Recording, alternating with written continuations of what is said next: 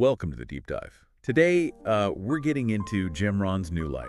That's right. You're looking for those core ideas on, taking control, making real changes, but quickly. Yeah, without wading through everything. Exactly. Yeah. So think of this as, well, your shortcut to understanding how Rohn thinks you can intentionally shape your life. And right off the bat in New Life, what really jumps out is Ron's core belief in our power for deliberate change. Deliberate change. It's not just hoping, you Yeah. know? It's understanding we actually have the power to make things better. Yeah, and it kicks off with this really strong image. You are not a tree. Okay, let's unpack that a bit. It sounds almost simplistic, right? It does, but it's foundational for his whole philosophy. So what's the core there? It's about agency, our ability to choose, to act. A tree is, well, it's stuck, rooted. Can't just decide to move. Exactly. But Ron's point is, we can. So if you feel stuck, that quote is sort of a reminder, isn't it? A reminder that change is possible. You can change direction. You have that power. Okay, so if we want this new life, Ron really hammers home focusing inward. Oh, definitely. That line, work harder on yourself than you do on your job. Right. What's the essential meaning behind that for him? Well, connecting it up, it's this idea that personal growth, that internal work is what actually drives external results. So the inside changes the outside. Pretty much. By learning, developing yourself, you build the, let's say, the inner foundation, the strength needed for lasting change. And that ties into wanting to be well-informed, right? That knowledge gain. It directly feeds into it. Makes sense. Internal growth first.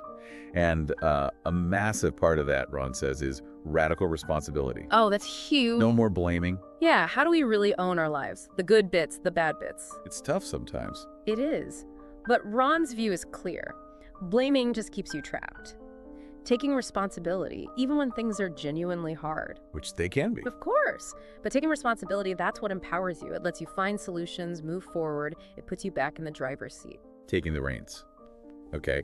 Now, Ron also flips the script on difficulty. Don't wish it were easier. Wish you were better. I love that one. It really reframes challenges, doesn't it? Totally. How so? Well, the shift is fascinating. Instead of wanting an easy ride, Which sounds nice. yeah. But instead of that, wanting to be more capable, challenges become not roadblocks, but opportunities. Opportunities to get stronger. Exactly. To learn, to grow, to become the kind of person who can handle a more complex, maybe more rewarding life. So, okay, when I want to be better, take responsibility. Yeah. How do we actually do it? Ron points to discipline. Yes. Discipline. He calls it the bridge between goals and accomplishment. The bridge. Explain that. So for Ron, discipline isn't like rigid punishment. It's more about consistent, small actions, daily habits. Little things. Yeah, little things that are aligned with where you want to go. That consistency builds momentum. It's the small hinges swinging big doors, you know. I like that. Small hinges, big doors.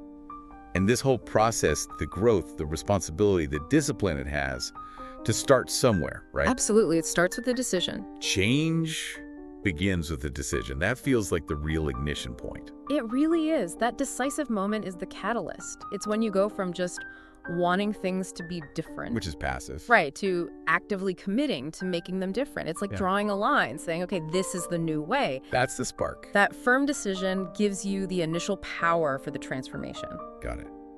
Now, he also mentions, maybe more briefly, how we use our time and who we hang out with.